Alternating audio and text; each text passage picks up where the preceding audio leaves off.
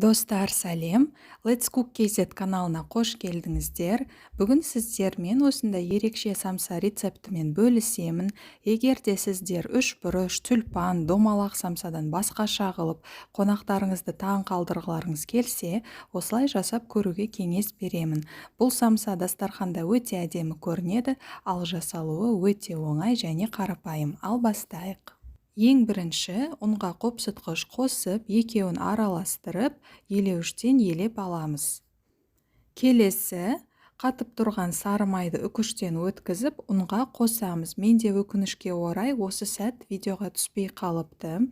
Және ұн мен сары майды бір-біріне қосып, осылай ұнтақтап аламыз. Ал енді осының үстіне қаймақ, жұмыртқа және шым-шым тұз қосып, жұмсақ, қолға жабыспайтын қамыр илейміз. Егер де илеу барысында сіздің ұныңыз аз болып қалса, онда тағы да үстіне міндетті түрде ұн қосып, қолға жабыспайтын және жұмсақ қамыр илеңіздер. Дайын қамырды таза пакетке салып қоямыз, ал өзіміз салмасын дайындайық.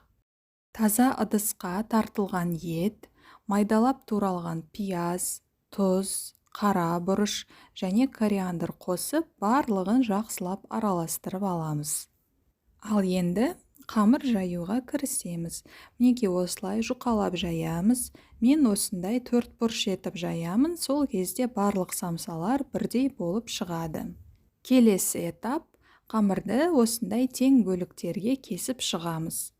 Енді салманы видеода көрсетілгендей қолдың көмегімен нығыздап алып, қамырды сыртына орап шығамыз. Мінекей осындай ерекше болып шығады.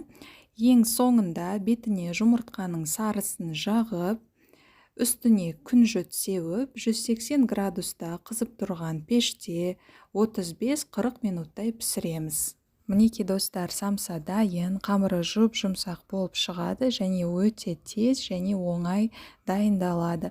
Осы рецепт сіздерге ұнады деп сенемін. Міндетті түрде дайындап көруге кеңес беремін. Видеоны қарағандарыңыз үшін рахмет, аман сау болыңыздар.